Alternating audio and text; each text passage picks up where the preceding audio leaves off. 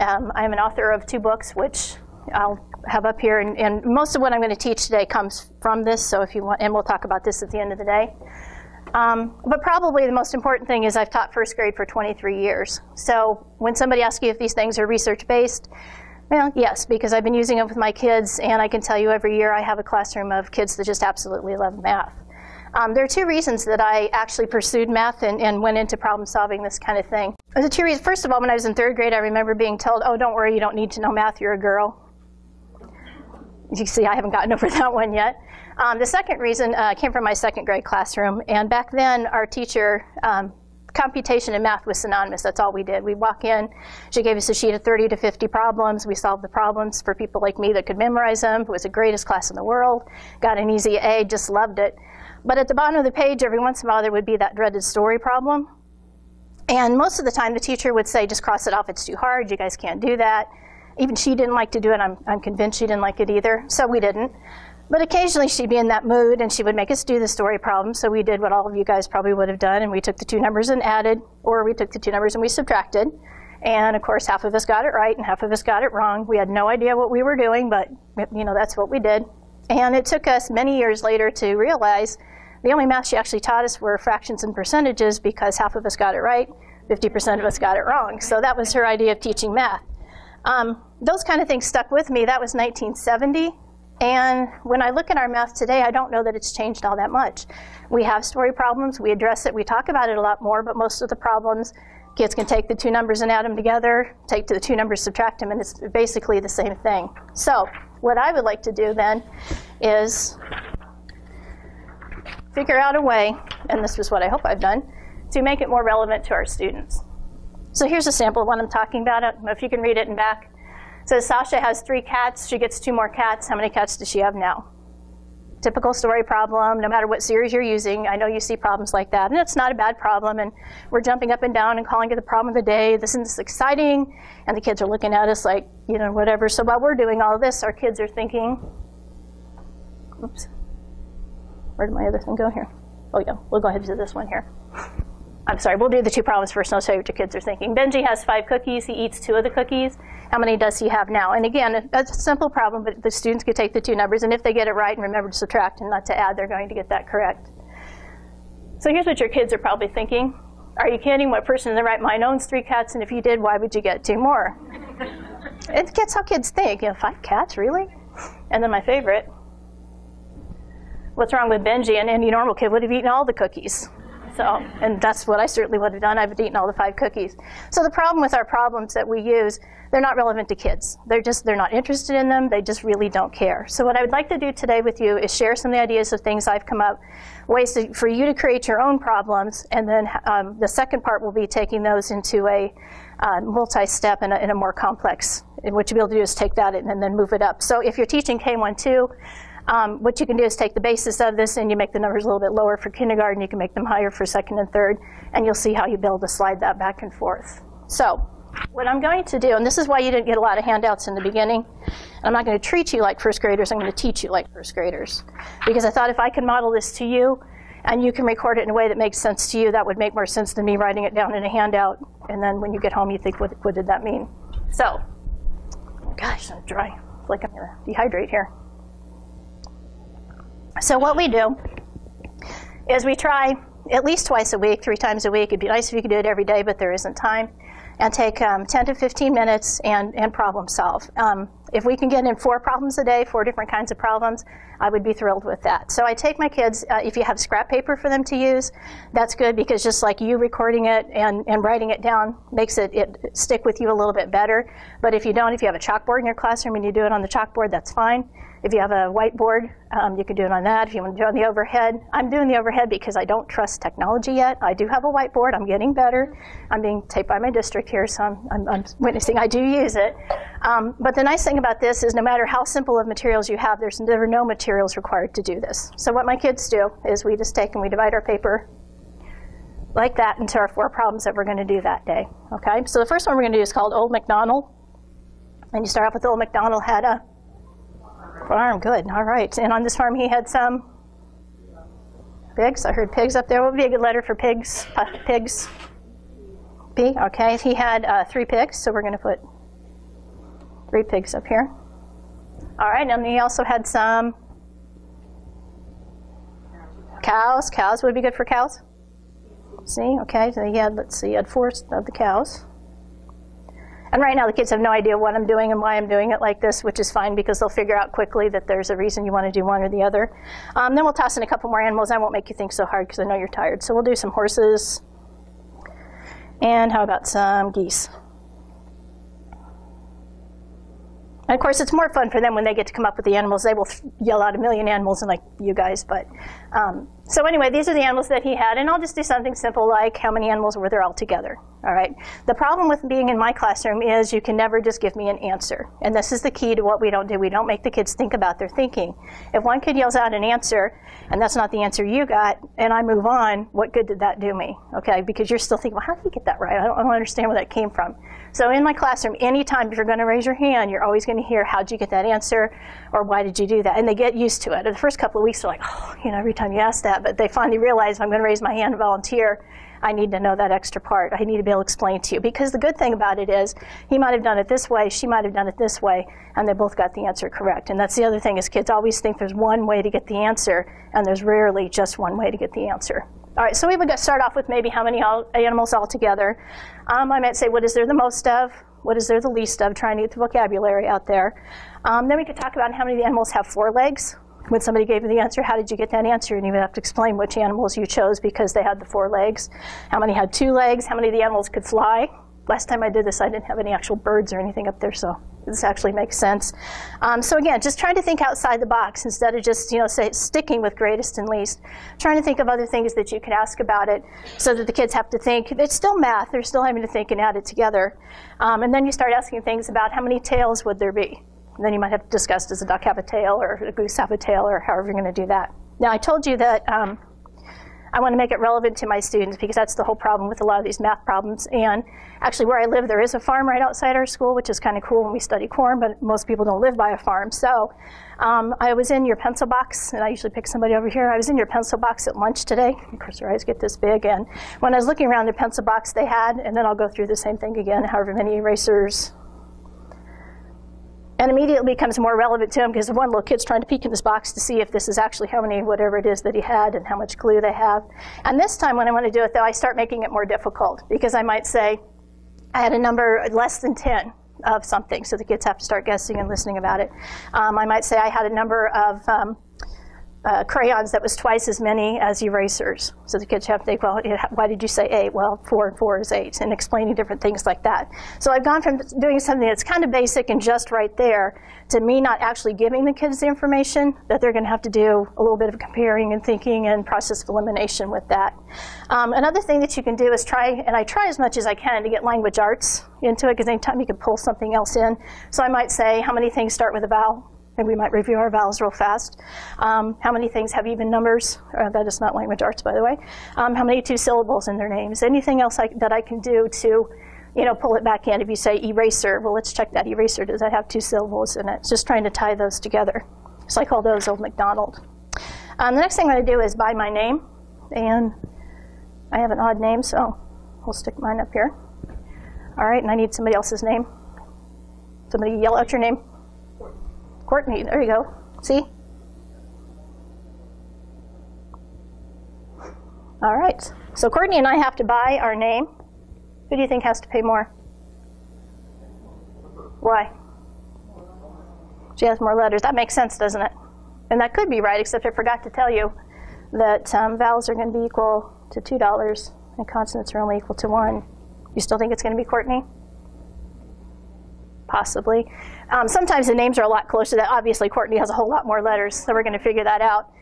But when you figure it out, if you have names that may be a little bit closer to it, the kids then will kind of look at it. But the nice thing about this is we'll go through and say, well, what are the vowels in my name? So we'll go through and we'll circle those. What are the vowels in Courtney's name? We'll go through and circle those. Then we can practice counting by 2s. Then we can add our 1s on from there. And then I could say, oops, wait a minute, I didn't do that right. It was supposed to be vowels were supposed to be 1 and consonants were supposed to be 2. Now who has to pay more for their name? This is really good when you start counting by 5s, counting by 10s, counting by 100s, whatever it is that you're counting by, making whatever this number equal to something that you're currently practicing in your regular instruction anyway. And then you do it with the principal's name, and you do it with the custodian's name. But you need to keep track of everybody's list of names, because if I use everybody's name, you never used my name yet. So make sure you keep track so that you get to use everybody's name. All right, then after you buy your name, you're going to buy a house. And again, these are simple. They seem kind of silly to us, but kids they think that's, we're playing. We built houses with triangles today. Yes, that's all we did today. We didn't do any math at all. I hope they don't go tell their parents that. All right, so these are the shapes that I can use, and I'll stick values in there. Again, values that are something that we're currently working on. And if we're not even working on 2s or 5s or anything like that, we'll just make them very simple. And you start off very simple. I'm going to build a house. And how much does my house cost? And that seems very simple, but somebody's going to yell out 3. Well, 3, how did you get 3? And they'll explain how they got 3. Oops, I forgot to tell you it's a 2-story house. And then we'll see how much did you get that. And then to see if somebody realized, well, I knew it was already 3, then I added on 2 more. Well, that was a lot easier than have to go back and add all those numbers together. Or someone else will say, oh, it's a double, so I had 2 plus 2 in here, and then I added 1 more. And then you start making, complex things with bushes on the sides and those kinds of things, and have the kids come up and draw a house, because they think that's really cool to get their chance to come up and do that. It's very simple, but again, the numbers that you use and just the amount of doubles that you can use in this is phenomenal, and that's something you're always wanting to practice. All right, and then after we buy our vowels, then I like to work on buying patterns, and again, I'll usually do shapes. Now, I don't know how long that took. Of course, I talk faster than lightning, so that, obviously I would not talk this quickly with children, but the faster I can talk, the more I can show you, so. But that would have been 3 problems that hopefully if you could have got through that in 10 to 15 minutes with your class. I always love to do this because the kids say, your triangle or your rectangle fell over. No, it's still a rectangle, it's just swung the other way over. All right, and again, we'll do values for this one. And what I'll do is I'll ask somebody to give me a simple A-B pattern. And whatever it happens to be, and they toss it out here, and we'll write it down, and they'll ask them how much that pattern would be worth. So we'll write down the pattern, we'll repeat it 1 time, they'll tell me how much that is worth, an ABC, but whatever pattern they happen to get to do. Once they get really good at that, then you ask them to give me a pattern that would come up to 10. And knowing that it could be an AB pattern, it has to be repeat 1 time, and they will just sit there like crazy trying to go through. Now eventually some kid will be smart enough to realize it's a lot easier to just figure it out with the numbers and get those and try to get to 10. They keep drawing rectangles and erasing them and doing that. And a lot of times the nice thing about this, you don't have to plan in advance, because if you can't actually get a pattern that repeats that comes to 10, then you just say, well, we'll try again tomorrow, and you don't have to think about that a whole lot, because they'll sit there like crazy. A lot of times I'll tell them, well, just go home and think about it and try some other patterns, see if you can come up with something different, which they don't usually do. But they like to stump their parents that way. All right. This is my take a breath, because I get so excited and I keep going. I have to stop and take a breath. This is one of my favorite quotes. And that's so true for kindergarten, 1st grade. When you see them still sitting there 1, 2, they're like, oh my gosh, no, please. All right. Could you read that in the back, by the way? Are you okay back there? Are you sleeping in the back? All right? Okay. Okay, this is the one kids absolutely love the most. I have an interesting story from this morning, my wonderful morning that was going so well. So I tell the kids tonight for snack I can have ice cream, and I can have strawberry ice cream, chocolate ice cream, I can have vanilla ice cream. And of course ice cream is better when you put something on the top of it, so I can have sprinkles, I could have fudge, I could have marshmallows. And now we're going to think of what are all the possible combinations of snack that I can have. So I'll ask through, and of course the first one that comes is going to be whatever the kid really would like to have. They're going to pick their favorite topping. I make them always pick, and a lot of times I'll just even do this. You can only pick 1 from the top, 1 from the bottom. You don't want just 2 toppings. You want to have ice cream with the topping. So we'll go through and we'll start writing them down. And what you're doing is you're teaching them the process of elimination. And I've had a lot of people say, well, that's not really math. It's like, but it's a form of logic. Just trying to say, okay, I've tried this with this, I've tried this with this. Trying to get them to, what haven't I tried yet with different combinations. The nice thing about this is they're interested in it. Then when you're finished, you say, okay, now circle your favorite one. If you could have this ice cream tonight, which one would you pick? And I'm going to circle mine in just a second, and don't circle yours first, because they'll all pick the same thing you want. But they always think it's cool to find out what kind of ice cream snack that you would like to have. And my story this morning was I heard somebody in the elevator, she's wearing a blue shirt with black pants. And I looked down and I said, that means yesterday I wore a black shirt with blue pants, because, okay, but I thought, see, that was math. And she was in the elevator and she didn't even know it. She probably thought she was insulting me. Okay, part whole boxes. I love part whole boxes. Part of the problem is kids don't know what they know and they don't know what they don't know. So you ask them a question, how many something red? How many? How many is a number? You know, so even going back that basic, that when they don't even understand what the question is, you got to go all the way back to stop and think about what you know. All right, let's start with what you know, and then we'll figure out what you don't know. And I'm not trying to simplify addition and subtraction. It's not as easy as that. But if you could give kids a way to categorize the information that they have, it makes it a lot easier for them to figure out what do I need to do next. So if I did something as simple as, you know, buying 7 kinds of candy for stockings this year, I've already bought 3, how many more do I need to buy? And then you just be asking the kids, do I know the parts? Do I need to put them together? And I'm telling them they have to do this as a part whole. You know, eventually there might be some other way that they might want to solve that problem. So we'll go through and we'll talk about, well, I know I need 7 altogether, that's my whole. I have 3, would it make sense if I took away what I have? Would that tell me what I need? And we start practicing doing that. Then we start making it more complicated. And you say, I had 16 tater tots for lunch today, and I dipped 9 of them in ketchup, but I didn't dip the rest of them in ketchup, so how many did I not dip in ketchup? And you always pick something that you actually had for lunch that day at school, and they're like, really, Mrs. Pate, you got to eat 16 tater tots because I only got 5. It's like, well, I'm a teacher. I pay more money than you do. So anyway, again, using the different process to just show them, here's what I know. I know how many I had. I know how many had the ketchup. That will tell me how many that didn't. And what's nice about part whole is the kids learn quickly that it doesn't restrict them from doing bigger problems like, and again, I'm using the same type of problem. I know there's missing addends and other things like that. We'll get to that eventually. There are 97 first graders. 14 were absent today. How many are here? All right, and again, we're going to do this with the hundreds chart. We're going to start at 97. We're going to count back 14. Eventually, we'll learn how to hop up and down on the hundreds chart for 10. And they'll realize that, you know, here's what you actually did, which is not a first grade problem, at least not for a while. And then they're all impressed with themselves. Okay, but again, it gives them an opportunity to organize their information, figure out what I do know, so I can figure out what I need to figure out. All right, now the most impressive one, if you're being observed this year, plan this lesson for when your principal is coming in. And it's algebra. And the only thing that's tricky about algebra is you make it fun by changing the box to a triangle. So instead of doing algebra here, we're going to do something as simple as that. All right, and the big thing of this is the power of the equal sign. And until you can get that through to kids, that whatever you get on this side, you have to get on this side because it's equal, it's the same. And this kind of, you know, it kind of makes sense to them. We can learn, well, if I start at 9, how many more do I need? We can use a hundreds chart. We can figure out. They get pretty good at this one pretty quickly. And then what you do after that then is, oh, we can't, that doesn't make any sense. It's wrong. You wrote your problem wrong. And again, trying to get them over that hump of, it doesn't matter. It doesn't matter if the answer's on this side because it has to be equal. And we're always talking about do the easy side first. And I keep asking them, what is the easy side? Well, this is pretty easy because it's done. I already know what I'm getting on this side. I'm getting 13. So now all I have to do is figure out the other side. So once they get pretty good at that, then you start doing a little bit more complicated. All right, and the kids, oh, it's too hard, we can't do that. And that's what I usually tell them. They're like, oh, no, we can do that. We can figure out what that is. It's like, well, how? There is no easy side. There is no answer out there that I already know. Hopefully somebody will raise their hand and say, yes, but we know 6 plus 7. If it was 6 plus 6, this would be 1 more. This would be 13. And now we have an easy side. We already know what the answer is going to be. And then we could figure out that other one going back to what we first started doing that. And this is when your principal comes in that he'll be a little bit impressed because you put up a problem like,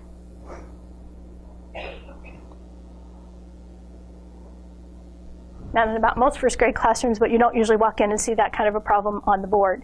But if you've been building your kids up bit by bit by bit, this is not a difficult problem because hopefully someone will look in here and figure out there's either a doubles plus 1, and we can talk about that. Maybe somebody will notice there's a 4 plus 6, there's a tens fact, then I pick up the 7, put it in the ones place.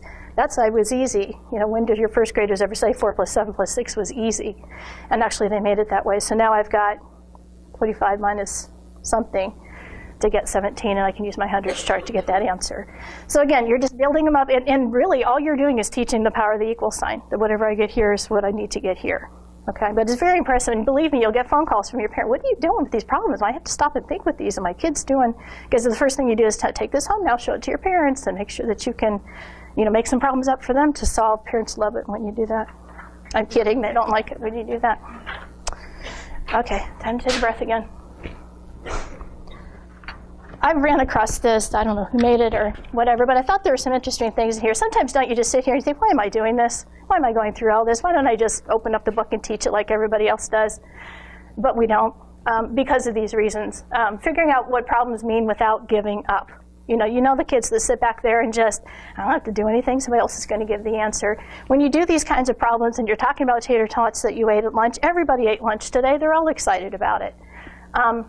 Thinking outside the box, that's what I'm talking about. He might have done this problem this way, she did it this way, they both got it right, that's okay. Eventually I want to lead you over to the fact that, boy, she sure did it in a more efficient way than you did, but still you had a way of figuring it out, that there's not always just one way to do that. Believing in your answer, being comfortable with explaining your answer. I don't know how many kids I'll get, the answer is 7. Okay, how'd you get your answer? It's 7. How'd you get your answer? It's, and they'll fight with you until you have to force them to go back and think about it. Because sometimes if it's something simple as 6 plus 1 more, it's 7. Okay, but explain to that, because maybe the one kid over here didn't realize 1 more than 6 is 7. And this one I think probably is the most important, number 5, finding out what works for you. And kids find out very quickly that, if I have 14 and I'm taking away 3, that it's not really efficient to draw out 14 circles and X out 3. Yes, you're going to get the answer correct, but they'll look over at what this kid's doing over here, who's maybe starting on their number line with 14 and going back 3, or making a part whole box, putting 14 in there. So basically just modeling for it. So yes, you're going to get the answer, but gosh, can we always think of an easier way to do it? I always tell my kids we want to work smarter and not harder. So I thought that was a good idea. Now, you're going to hate these. I hate these next couple ones. But the kids love them, so we do things for our kids that we hate. All right, so here we go. First one is bird's nests. Sure. The first one is called bird's nests, and this is my tree, because I'm so artistic. And inside each tree, there's a bird's nest. All right. Isn't that just real impressive? The principal walks in, you're doing this one, he's probably going to sit down and watch and see what's going on. So then I'll start doing things, and basically I'm trying to get the vocabulary first of all, left and right. Let's work on left and right. All right, in the nest on the left, there are 2 eggs. In the nest on the right, there's 1 egg. All right, then we can look above, below, bottom. Underneath the tree on the left, there's twice as many eggs as there were in the nest. So again, I haven't told them. Somebody's got to figure out twice as many. How did you get 4? 2 plus 2 is 4. There's half as many on the right as there are on the left. So again, trying to get that vocabulary out there. And then I can ask all kinds of questions. How many eggs are there altogether? Are there more on the left side of the tree or the right side of the tree? Are there more in the nests? Are there more on the ground? How many more are in the nests, or whichever it happens to be, than on the ground? So we start doing some different kinds of comparing. Again, it's not a very impressive or exciting thing, but because they came up with the numbers, and they were the ones that told you what numbers they put in there. And again, you're working in that vocabulary a lot. It's an easy way to practice that without them having to feel like they're being drilled with vocabulary. Another one that I do, and again, this is kind of not, I say seesaw. I say teeter-totter. Kids don't know what a teeter-totter is. Did you know that? Makes me feel really old. Yeah. So this is a seesaw, I've been informed. So on this side of the seesaw is the principal and the PE teacher. On this side is Mrs. Pate, the music teacher, and President Obama. And we're over there, and are we having fun on our seesaw? And of course, kids, no, you're not having fun. Yes, we are. Why aren't we having fun? And they'll explain that it's not even. Oh, okay. Well, I forgot to tell you. And I'll go through and grab 4 names of kids that are in the class. These 4 kids are waiting for their turn to get on the seesaw. Oh, and I also forgot to tell you, it takes 2 of you guys to make 1 of us. So how many kids is it going to take so that we can finally have fun in our seesaw?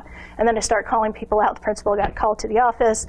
President Obama had to make an important decision, and we're putting kids back and forth. And then you're comparing, do you have more kids on the seesaw? Do I have more kids in line doing it? Again, it seems kind of silly to us, but they just think that's awesome, especially when you use their names and you use people that they actually know. And then someone showed me this one, and I thought this was kind of cool too. And basically there are 2 on one side and 2 on the other side. And so I'll just have somebody give me a number less than 20. We'll put 13 over here, give me a number less than 10. And then we have to figure out what do we have to put over there so that we can make our seesaw even out. And how did you get that? What was the easiest way to figure that out? So, all right, the next thing, if I were to ask, I'll say a 3rd grader, we'll see what your answers are. If I were to ask a 3rd grader what multiplication is, what would their answer be? See, repeated addition, because you're all teachers, you know the answer. They'll tell you it's stuff you got to memorize. That's what they think that multiplication is, because that's what they think it is. You know, to them that is. So there's all these numbers. I got to memorize this. And I think 1st grade's the best time in the world to teach multiplication, because it's repeated addition. That's all we do. I mean, we're doing just constantly doubles of this and doubles of that. And it's very impressive to them, even if I do something as simple as You know, and we even start off with the tables of 4, you know, we'll actually draw the 4 in there. Then they finally realize we don't really have to draw the tables, Mrs. Pate. We can just put 4 here and do that 4 times. I'm like, good, because I don't want to draw the tables. And they'll figure, so then we'll talk about, you know, what is, you did 4 times, 4 times 4, you did 4 times. And I'll teach them what the multiplication looks like. And 1 or 2 will pick it up, and a few more as you go along. But it's very, again, impressive. Now, do you have a brother or sister or 2nd or 3rd or 4th grade?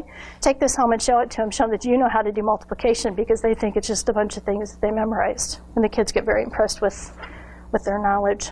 Another one that we do is, I know we all do fractions.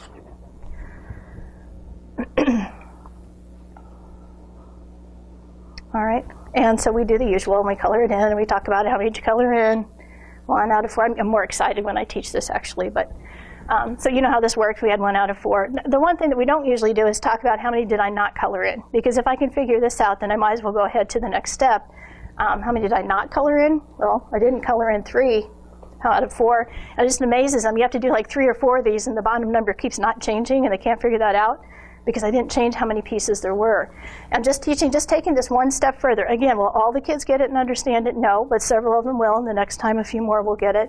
But it's just taking it just one step a little bit harder. If they can do this, then there's no reason they can't learn and move on to the next part of that.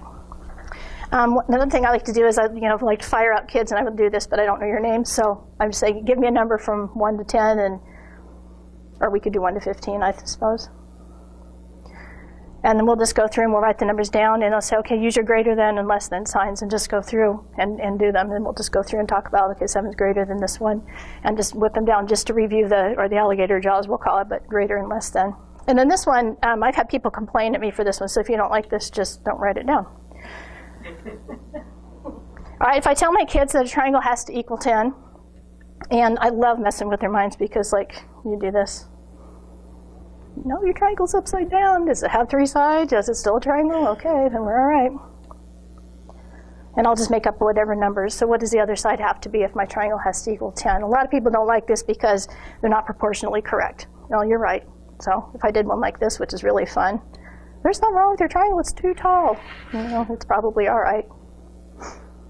Because, see, now I really have a hard time putting a number here that's not as big, so I'll do this one instead. But again, just trying to get them to understand if it has to equal to 10, what's the part that's missing. Another thing I'll do sometimes is this. And it's your turn. So somebody has to tell me a story. And you can't have 6 cats and get 2 more cats, because chances are that's not going to happen. So, all right. Are we on time? Okay. All right. We'll take a quick breath here. I don't expect you to read this. This is the former NCTM president. This is one of my favorite quotes. It says, as mathematic teachers we hear, I was never any good at math more than any sector of our society. Did you hear that? We just had parent conferences not too long. It's like, oh, geez. Rather than sympathizing with people who proudly make this pronouncement, it's time to take them to task. And then I thought it was interesting that immediately after that, our new NCTM president, I'm sucking up to the presidents if they're out there somewhere. No, I'm not really, but I thought this was interesting. It says, for too long, we've heard the same thing from parents, adults, and students, that I wasn't very good at math, and that basically that parents are just using that as the excuse for their students. And it really is disconcerting when you have kids, you know, when you sent them home that night, they were so excited about what they were doing, and you know, what happens to that. So again, why are we doing this? Because of this. We don't want to get to that point. All right, so now we're going to switch. We're going to take the time, we're going to take all the things that we talked about and put them into some story problem formats. And these are problems that when I first started writing these, I took, well, I just thought, Little Red Hen. I took stories and things that I knew that they knew. So I'm going to skip down to number 3. Little Red baked 3 white, 6 wheat, and 4 cinnamon loaves. So how many loaves is that? Again, fairly simple, three number addition. Now put them in order from most to least, and how many more does most have than least? So there's some comparing in there. For number 4 here, Little Red changes her mind and decides to share her bread with duck and dog and cat. If she cuts the loaf into 20 pieces, how many will she get? Now this is fun to find out, how are you going to solve that problem? Because I'll let them try to do it, and then go back and explain. This one might have drawn a picture, this one might have just divided the numbers. And that's what makes it interesting, is just trying to find the different ways they did it. And maybe it doesn't come out even. You know, if you just plop a number in there, it may not even come out even. And this is where, again, you can start. Maybe what I try to do with these is do the same sheet on Tuesday and Thursday, because on Tuesday I make the numbers pretty small, and that way we model it, we talk about how you could problem solve it. On Thursday I up the numbers. So like if it was 2 times, now it's going to be 4 times. And then just try to make it a little bit more difficult. So they've got the concept, they have the idea of how this works, and now they need to, you know, it's going to be more difficult. The computation would be more difficult. So I started off doing those kinds of stories. Here's another one, the 3 bears. This one gets kind of interesting. If each bear eats 3 bowls of porridge a day, how many would that be in a week? Well, how are you going to figure that out? Are you going to draw pictures? Are you going to put out Monday, Tuesday, Wednesday, Thursday? Are you going to put 3, 3, 3, 3, 3, and then you're going to do that 3 times for each of the bears? Or would it be smarter to say, well, I'll put 9 for each time? And again, you might even say they eat 1 bowl of porridge a week. You know, start with your numbers pretty small so that they can get the spatial idea of how I could figure this out. And then later on, make it the number a little bit higher. All right, then I moved on to holidays. How many of you survived Thanksgiving? You'll love this problem if you did. 25 people coming for Thanksgiving dinner. If 18 sit at the adult table, how many sit at the kid table? And all the kids then will start telling you, I had to sit at the kid table. It's like, okay, all right. Were there more adults or kids? So you're doing some comparison. You do a part, whole box. You've got subtraction in there. If 13 were girls, how many were boys? So again, you've taken a very small problem, but you made it much more complex. You're asking to do not a lot harder, but organize their thoughts. I was starting off with this. Now that I have this, I can do this. Number 4, 1 turkey feeds 10 people. A package of dressing feeds 4. So if we had 20 people, how many of each of them would we need? So again, I'm starting with pretty easy numbers. 10 and 10 is 20. They could start doing the 4s and adding that up. I can make those numbers much, much smaller. All right, but again, Thanksgiving is a great time to use, you know, Thanksgiving and talk about it, and you get to hear what they did. Are you doing this then like you did with us with the kids, you're doing the ball and the overhead? Yes. They're going right along with you, correct? Right, now when we get to this point where I'm not creating the stuff like we did, everything up to this point, when we get to this point now, we're going to just take these one at a time. I'm going to, you know, cover up all the rest. We're going to talk about the problem, and the kids are going to figure out what they can do to solve it. Then they'll come back and share. So we'll come up with the ideas that we can do. Might even bring up some of the other ones, and then we'll say, you know, which one did we think was the easiest? Which one might we want to use next time? Because, you know, which one seemed easier, then move on to the next one. And we might only get through 2 problems. I mean, it depends, you know, how clever they get or how stuck we get. So, you know, 4 would be ideal. 2 is awesome. Getting to 1 problem a day is better than not getting to a problem a day. This one came from, then I started working on the stories. We do trophies. So I started pulling out trophy stories. I did not copy that on there. I don't know how that got on there. Number 2, if we had an apartment building with 5 stories and 4 lived on each floor, how many lived in the apartment building? And again, you could draw a quick, easy little picture, but basically what they're doing is multiplication, and we would talk about that when we're finished. I love the one for number 4 because they really have to think. If the ski lodge has 5 floors and each floor has 1 less room than the floor below, and the bottom floor has 8 rooms, how many are on the top? You know, that is not a first grade problem. But if you've been talking about these kinds of things and you can get them to organize their information, and someone come up with, we got to draw a picture, we've got to, you know, figure out or put the numbers down here and work that out together. Because again, it's a very complex problem, but not really. When you start to break it down, then the kids are like, oh, that was pretty easy. You're going to do another one like that. So that's the next thing I usually go to is working with the stories that we had. All right, then I progressed to sports because I'm a sports freak. And I'm going to force my kids to like sports whether they like it or not. So it's a good opportunity. Make sure you explain the sports, work with your PE teacher. Number 2, we were talking about basketballs. We need to talk about when you shoot a basket, how many points you make, and depending on what shot you made. And then they did the 3-point shot, and that messed everybody up. But number 2, if the team scored 73 and Sammy the superstar had 26, how much did everybody else score? And again, someone will come up with part, whole box, makes that a much more simple problem. This is a great one, especially in March. If there were 16 teams in the tournament, how many games do they have to win the tournament? And again, drawing a picture starting with the 16, having it, you know, using that vocabulary of half is going to make it each time. And it's timely. I mean, it's something that's going on, actually. And basketball, football is fun. We've been having fun with this a lot lately. If you look at number 2, and again, we've had to talk about how do you score a point in football. What are some possible ways to score 40 points? And you'd be surprised that 3 plus 3 plus 3 plus 3 plus 3. which would be a really boring game, but they'll get to it eventually. And then again down here, just using the stats and the numbers from that. And then you take your high school football team. Hey, the Vikings scored this many points this week. What's the possible ways that they scored? Or you take the Bears or whatever your local favorite would be. I said Bears to get Chicago points, but I'm a Bears fan, so that's okay. All right, now the next two things, these are actually, again, fairly timely. And these are just some Christmas ones. My favorite one's number 3. If there were, we'll just make something up since I didn't put anything in here. There were 4 reindeer out playing reindeer games. How many noses, eyes, feet, and tails would that be? They do not think that they're doing math. Ooh, reindeer, what happened to the other 3 reindeer? And they'll go through the whole thing, but we'll figure it out and talk about how we figured it out. And again, you'll start to see some of the other kinds of problems in here. The different outfits that I could wear, the different colors I could wear for my holiday outfit. Let's see what we got on this one. I like number 2. If each reindeer eats 3 sacks of food a day, how many would be needed for one, starting off with 1 day, and then move on from there to 1 week? And again, we have to talk about how many reindeer there are to start with. But these kinds of things are fun to the kids because of the holiday time, and it's something that they're talking and they're thinking about anyway. Okay, how are we doing? Okay. Now, putting this all together I'm sorry, go ahead. I'm sorry? Yes.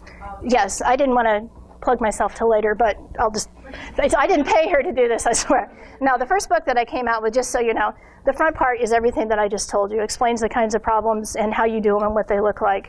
I think the most valuable part, especially for brand new teachers, the second part is a scripted part, and it tells you exactly what to say, what the kids should be responding, what you're supposed to write on the board. It starts off very basic, like on day 1 you could do this, and it builds from that. It's a 30-day scripted lesson that you could turn around then and repeat, because then you make the numbers harder the second time. But the stuff that I'm showing you now is the 3rd section of the book, where the problems are already written. And the 4th section are some other things that I'm going to show you here. Then the second book, which just came out last week, God, no, that sounds good. Everybody okay? All right. And this is just the problems. So there's no explanation of how to do it, why you should do it. Just open it up and do it. You don't have to think, fill out the numbers. It was nice because I was trying to leave my lesson plans. You know how you live to do that when you're going to be gone. And I just stuck it on the Xerox, filled in the numbers, stapled it to my lesson plans, and I was done. So that was kind of nice. Now, one of the things we decided to do is I was so proud of my kids, and I kept telling them all the time, go home, show this off. Parent conferences, I had several of them talk about it. But I wanted the district to know, because I don't know about you, but I get sick and tired of hearing 3rd and 4th grade teachers, if you would just teach them how to add and subtract, then we could do everything else. If you would just, I kept thinking, if that's all we taught these kids how to do, you would be in really big trouble. And I say that to their face all the time, but I don't think that's necessarily, so I decided we would prove it. We would show it to all these other teachers and the parents and the community too, because even the community sometimes underestimates the pressure that are on these young kids and the things they're able to do. So last year we created what we called the Math Challenge, and we had 30 first graders compete in 3 groups of 10. Now again, I hope you got one of my cards, and if you didn't, I have extras up here. These things are all on the website. They will be. I'm fighting with my web designer. He's artistic and I'm linear, and we've had a horrible time this week trying to get things up. So we're almost there. I promise by Monday or Tuesday the rest of the things will be up there. He's my brother-in-law too, so I can't be too mean about it. So I know you can't read this, but this is just to remind me. We broke them up into teams of 3, because 4 didn't work, and 2, somebody usually dominates. 3 seem to work a little bit better. And you have to have 1 adult for each team. This is a great way to get parents involved. Staff members if you have to. And we had a lot of people from administration came down because I wanted them to come down. I wanted them to see what these kids were doing. But you need 1 person because that's going to be their scorekeeper. The scoring is going to be on a 2-part. They're going to get the answer, and they're going to get a point. But the whole point of everything we've been doing is how did you get your answer? So to get that bonus point, to score up at a championship level, they have to be able to do both parts. It's based on basically a math or music contest, if you've ever had a child or you in your days were in music contests, where everybody can be successful. Everyone can score at a championship level. I'm not competing against you. You're not competing against anybody else. You're competing against yourself to get as high up as you can so everybody can be successful. So what I did is I gave a practice And this is last year. We didn't even start this till probably February. We didn't even start working with the kids till January. We started kind of focusing a little bit in February. The math challenge was in May. So I decided the only way we would make this is to find 10 different types of problems. So out of all of the things that we had in here, we centered on those 10. And that's what we just did, just work with the kids and just kind of kept trying to bring it up to a higher level. So we did the process of elimination, the matching up the ice cream or the clothes. The algebra part that we showed you. And again, on this one, they just had to get the answer correct. They got a half point for each one on that. The progressive computation. I read 2 books on Monday, 1 more than the day before for the next 5 days. So how many did I read by Saturday? All right, so it's again that Monday, Tuesday, Wednesday thing where the number keeps changing. Fractions. They got a half point if they got the fraction, but they got another half if they did the part that wasn't shaded. Part whole, where they were required to use a part whole to do their problem. Let's see, number 6 was doing different problems. We do a lot with the halves and the doubles. So throughout the story problem, the halves and the doubles were a big part of that one. 7 was multiplication, 8 fact families. I gave them the 3 numbers. They had to come up with 4 fact families. We did a sports question, and I narrowed it down to 1 sport because we didn't have much time to study anything else by then. And then a multi-step one. 40 parents came to open house, 13 left early, but 8 more were able to come back. So they were having to take some numbers and go back and forth. So the students had kind of the format, and what we did is there was a moderator, which was me, read the problems, and the kids had the problems in print, and they had to work through their problems. They had 1 minute. 1 minute? That wasn't 1 minute. How many minutes did they have? That would be kind of, I would think maybe it was 5 minutes. I don't remember. Whatever it was, we gave them way too much time. They were done within like 1 or 2 minutes. So once they had all reported to their judges, then we went ahead and went around, and one of the students that got to explain with the microphone that this is what their answer was and this is how they got it. And the kids were so excited to share their answers. Every single team scored at championship level, which just blew my mind. I mean, I knew they would do well, but I didn't really think they would do that well. So it was just a lot of fun. They were so proud of themselves. The parents that were there were just so proud of them. And it was really eye-opening. Of course, we got some great media coverage. If you go to the website, there's a very nice article, great pictures of the kids and you can see them they are in there just, pointing and using their number line. And, they were just proud of themselves. And I think it sent out a good message, like I say, of what these kids can do. So it's something to think about. Again, this information will be on there by Monday. It won't be, because I won't be back till then, but that way you can, and it's just a framework. This year we'll do it differently. We'll come up with some different kinds of problems that we're doing, but that's just a start. How are we doing? All right, I'm going to stick with 2 real quick things. Now I know you think I'm prehistoric because I can't get away from the overhead, which is blowing out a lot of heat, I got to tell you.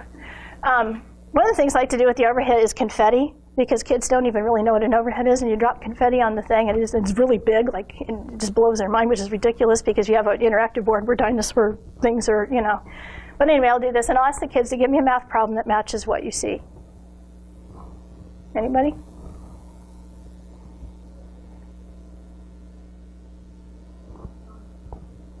If you keep 6 plus 2, did somebody say that? Why? What's 6 plus 2? Remember, you can't give me an answer without telling me why. The heads with the dots, and then the ones with the squiggly line. There's 6 heads with dots, and then 2 with squiggly. And she is absolutely correct. Did anybody else have a different answer? What's your answer?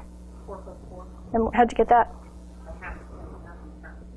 And she is absolutely correct. Anybody else get a different answer? Anybody get 5 plus 3? Okay, so see what I'm doing here? Because I didn't give you any parameters with it, which is what we're always doing. We always give them parameters. They're like, wait, how could she get it right? Because I had 5 plus 3, she had 6 plus 2. And it finally dawns on them, oh, okay, well, the number of hats didn't change. That's the one thing that didn't change. And since I didn't give you any restrictions on it. And then what's fun, like this time of the year, is get your, those foamies you can buy at the dollar store. Just stick those on there because there's all kinds of fun things you can do. You can ask how many gingerbread eyes would there be, how many snowman and gingerbread eyes, how many of the things up there could you eat, and you might need to clarify that where the only thing is there.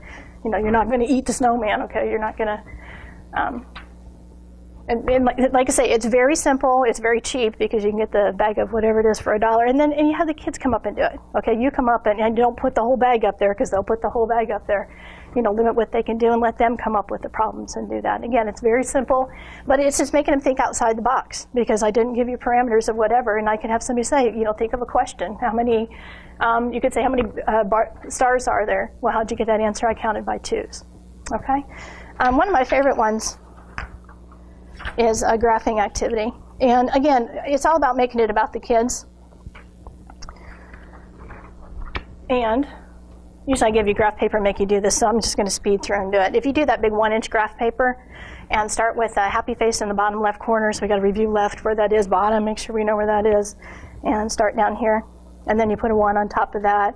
And believe me, you got to go do this very slow when you're doing this, because otherwise somebody's crying over here and I skip number 2, and you say, that's okay, you'll get it next time. And I can't actually see the boxes here, but it doesn't matter. I got to 10, I only got to 9. No, it doesn't matter, just as long as you got there as high as you can get.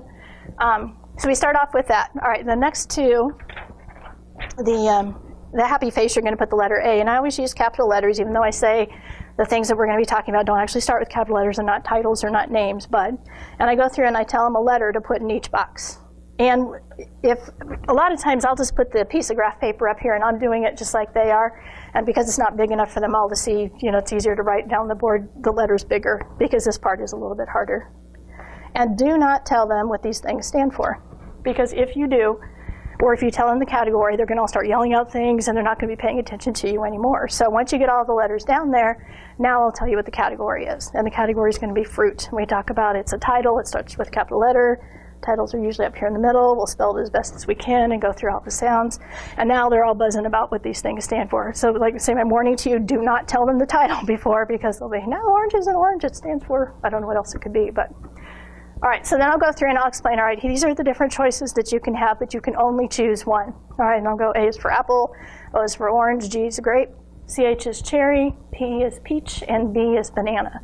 And I'll go through them one more time. And then I do the big, and you have to do this. All right, hide your answer. You don't want anybody else to see what your answer is going to be.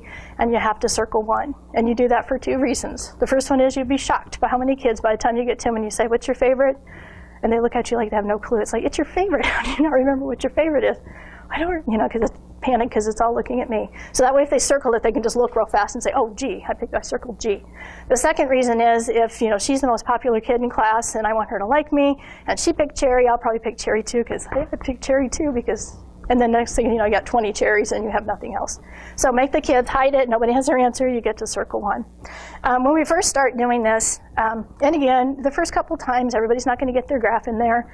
And that's okay, because the next time it's going to go a little bit better. So then what we do the first time is I'll say, okay, apples stand up. And then we'll just go through and we'll all count together.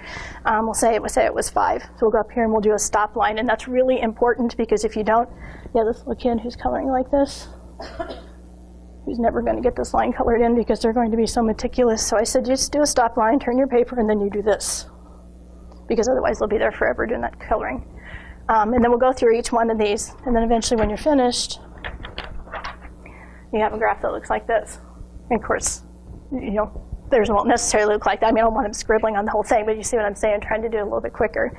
And now we can start talking about what was the most, what was the least, what didn't have any, what had an even number, was there a tie. The one tricky one is if you get one that has no choices, it's really, really hard for them to skip anything. So you have to keep saying over and over again, no peaches, there were no peaches, cover up the peaches as we're going over to bananas. And they get better at that as time goes on. Then usually what we'll do the first time, let's put them in order from least or greatest to least. So we'll just go down here and we'll list the first letter of each one. Then as they get better at it, we actually go around the classroom. And you got to be ready, boy, because if I come to you and you can't tell me what your favorite one is, we're skipping over you. I always go back because I feel bad if we left somebody off. But so we start going through, and it's forcing them to pay attention, keep going back and forth. And so that way they create their graph just like you would actually do a real graph. And then once they're better at that, then we start doing comparisons. So for example, okay, let's compare apples and oranges. Apples and oranges, and that's cute. And I've done this before and I never got that. All right, so we'll put down apples and oranges and we'll talk about which one was more popular. Apples were. And then I'll just go on and we'll compare grapes and cherries. And we'll do that with different ones. And I always want to make sure I pull one up like apples and bananas. And if I compare my apples and bananas, oh man. Oh, not apples, sorry, oranges. We'll keep going. See, you just make another one. They don't know the difference. All right, oranges and bananas, and now I have a problem because they were the same. So what do I do? Hopefully somebody will come up with, they were the same, put an equal sign. Okay. The nice thing about this is you're doing all kinds of graphing skills. I mean, it's so many comparisons you can do. How many more? How many less? How many could I add together? What could I add together to get 5? What could I add together? What if I subtracted? Basically, the how many mores, and I can show them. Okay, I ran out of these. How many more of these are there? They love this because they made the graph. And I keep telling them all the time, I cannot wait to take this home and show this to my family. This is, and of course, oh, I forgot the most important part, and that's you. Once they're all done, then you have to put yours on there too, because they're dying to know stuff about you. They just think that's the coolest thing. They'll go home, did you know Mrs. Pate loved bananas? And, and so I tell them, take this home and say, look at, this is all about my class. Can you believe nobody in my class picked peaches? I can't believe that. Can you believe apples was most popular? Because I was way down here and picked this, and my teacher. And I try to really build it up because, again, it's all about them, so they're much more interested in doing it. We're doing okay here? I'm sorry? Okay. I'll do one more thing and then I'll stop. And this is just what other thing I love doing. It's basically Battleship, but I say Mrs. Pate's hiding. Where's Mrs. Pate? And what I did is just used the 1-inch graph paper like this, and the kids have Unifix cubes. And so what they do is if they say B4 and I say it's cold, then they'll go through, and obviously they're putting a cube here, not doing, and we talk about, this takes a while, put it on B, put it on 4, go through the whole thing. And so we'll keep doing that, and then if I say it's warm, then they put the Unifix cube upside down, which tells them that it has to be touching one of the boxes that are around there. And even that takes a long time, to get that, all right, now wait a minute, is this one over here anywhere near to the one? So let's try to get a little bit closer. Like I say, basically it's Battleship, but it's grid reading, and it's just kind of good for them to get into that habit of doing it. I've also come up with spelling words doing this, and say, okay, let's start at C4, we're going to go, or C, let's do C4, we're going to go across, we're going to spell, I don't know, cat. All right, so we're going to go to C4, we're going to go across, and we're going to spell cat. No, that probably shouldn't be there. And it just amazes them when a word that goes down runs into letter, and the letter's already there. They just think that's the coolest thing in the world. You made your own thing. But again, it's, it's a little bit of math. It's a little bit of organization. I'm going to stop there. There are, let's see. Yeah, I got the meat and potatoes of it.